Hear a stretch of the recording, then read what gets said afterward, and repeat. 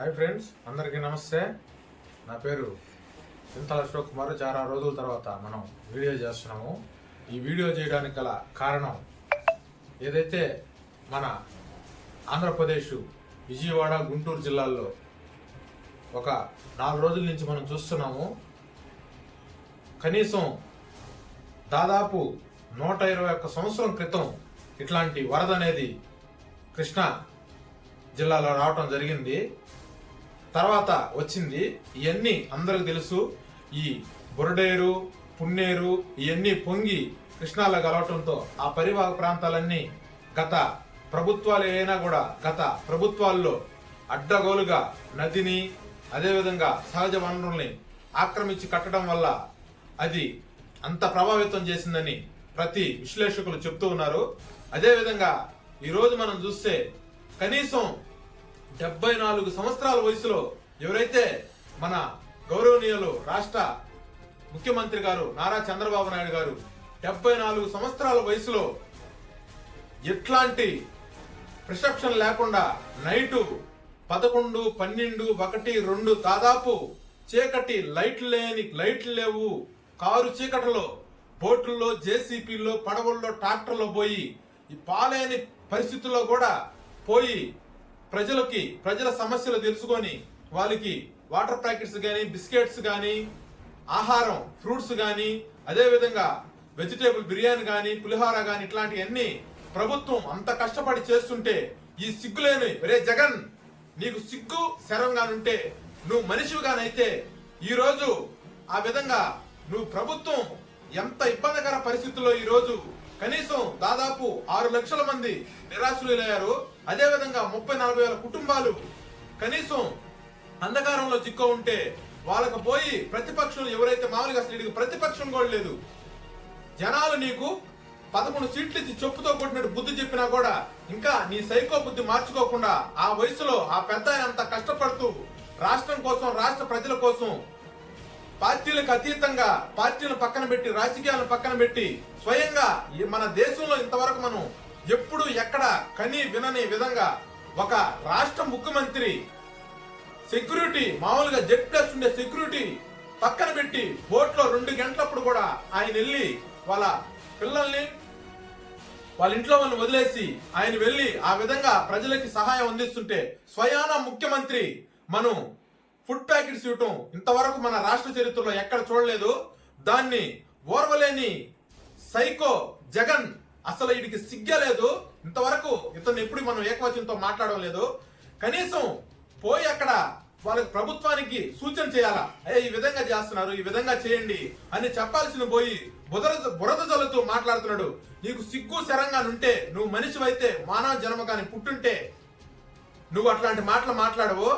ఈరోజు జనాలు ఎంత చేదరించుకుంటున్నారంటే ఈ లుచ్చా జగన్ని అసలు వర్ణాతీతము. అదే విధంగా లోకేష్ గురించి ఇది పంది లాంటి రోజా మాట్లాడుతుంది. ఈ రోజా అనే మనిషి కనీసం ఎలక్షన్ రిజల్ట్ తర్వాత ఇంతవరకు కనపడలా.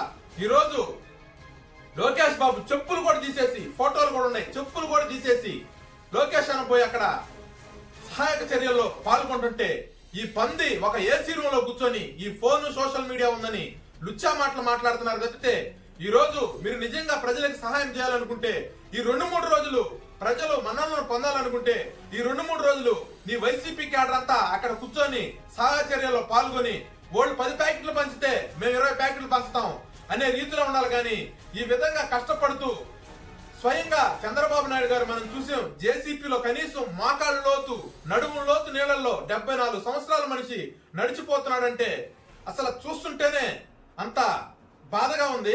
ఆయన గురించి మీరు ఈ విధంగా ఫోటోల కోసం చేస్తున్నాడు. మధ్య భ్రమించినట్టుంది జగన్ కి. ఇంకా మేము నీకు ఏ విధంగా ఈ ఆంధ్రప్రదేశ్ ప్రజలు బుద్ధి ఎట్టా చెప్పుతో కొట్టినట్టు నీకు 11 సీట్లు వచ్చినా కూడా నీకు ఇంకా సిగ్గు రాలేదురా జగన్. ఇప్పుడైనా మార్చుకో, ఈ సైకో తత్వాన్ని మార్చుకో. ప్రకృతి వల్ల వచ్చిన విపత్తు ఇది. ప్రకృతి వల్ల వచ్చిన విపత్తుని ఏ విధంగా మనకు ఓట్లేసిన ప్రజల్ని, మనల్ని ఎన్నుకున్న ప్రజల్ని, ఈరోజు గవర్నమెంట్ నడిపించే ప్రజల్ని మనం ఏ విధంగా ఆదుకోవాలని ఆలోచించాలే కానీ ఈ కుట్రపూరిత రాజకీయాలు, శవ రాజకీయాలు, ఇట్లాంటి మానవ విపత్తుక పరిస్థితుల్లో రాజకీయాలు చేయడం మంచిది కాదు. మనం ప్రజలకి ఏమి అవసరము, మనం ఏమి ఇస్తున్నాము, ఈరోజు అక్కడ ఏదైతే సమస్య ఉందో ఆ సమస్య గురించి మాట్లాడు. ఆ సమస్య ఇప్పుడు ముఖ్యమంత్రి గారి దృష్టికి కొన్ని వస్తాయి, కొన్ని రావు. రాని సమస్యలు అయ్యా మీరు ఈ విధంగా చేయండి అని రిక్వెస్ట్ చేయాల్సిన పోయి ఆ వయసులో ఆయన అంత కష్టపడుతుంటే సిగ్గు లేకుండా సిగ్గులేని మాటలు మాట్లాడుతున్నావు. ఇదే జగన్ ముఖ్యమంత్రిగా ఉన్నప్పుడు మనం చాలా వీడియోల్లో చూసాము, చాలా సందర్భాల్లో చూసాము. అనంతపురంలో అన్నమలై డ్యామ్ కొట్టుకుపోయి అక్కడ ఉన్న పక్కన దళితవాడ దాదాపు 200 నుంచి 400 మంది నైట్ పడుకున్న వాళ్ళు తెల్లారి సముద్రంలో కలిసిపోయే పరిస్థితి వచ్చింది. కనీసం అట్లాంటి కథనాలని మీడియాలో కూడా రానియకుండా చేసిన ఈ లుచ్చా జగన్ ఈ రోజు మాట్లాడుతా ఉన్నాడు. సిగ్గులేదురా జగన్ నీకు అసలు. అదే విధంగా రాజమండ్రిలో వరద వచ్చినప్పుడు కింద రెడ్ కార్పొరేట్ చుట్టూ గ్రీన్ కార్పొరేట్ పెట్టుకొని మనుషులు అంత దూరంలో ఉంటే నువ్వు ఇక్కడుండి చుట్టూ గన్మ్యాన్లు పెట్టుకొని చూసిన రోజులు మర్చిపోయావా? సిగ్గు శరం ఉంటే నువ్వు మనిషివైతే, నువ్వు మనిషి జన్మెత్తి గారు పుట్టుంటే నిజంగా మేము అడుగుతున్నాం. ఈరోజు ప్రజలను ఆదుకోవాల్సింది పోయి ప్రజలు ప్రాణాల మీద రాజకీయం చేస్తావా? సిగ్గు శరం లేదు. ఇంకా కొద్ది రోజుల్లో ఆ దేవుడే చూస్తున్నాడు నిన్ను. శాశ్వతంగా నువ్వు నీ పార్టీ రాష్ట్రంలో లేకుండానే పోయే రోజులు దగ్గరే ఉన్నాయి.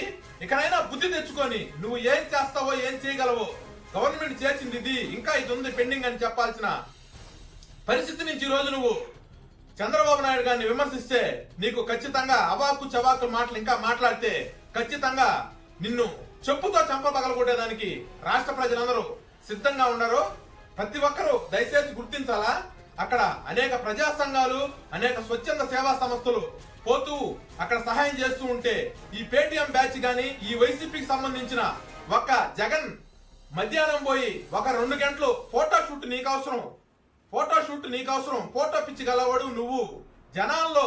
నిత్యం జనాల్లో ఉంటూ నిత్యం జనాల్లో తిరిగే ముఖ్యమంత్రి నారా చంద్రబాబు నాయుడు గారు నీలాగా రోడ్డు మీదకి వస్తే పరదాలు కట్టడం, అదే విధంగా షాపులు బంద్ చేయడం, చెట్లు నరికించడం లాంటి వికృత చేష్టాలు, సైకో చేష్టాలు చేయడు.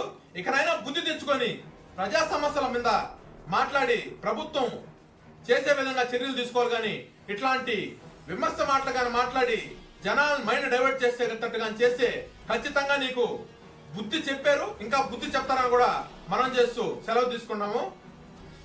జై హింద్, జై చంద్రబాబు నాయుడు.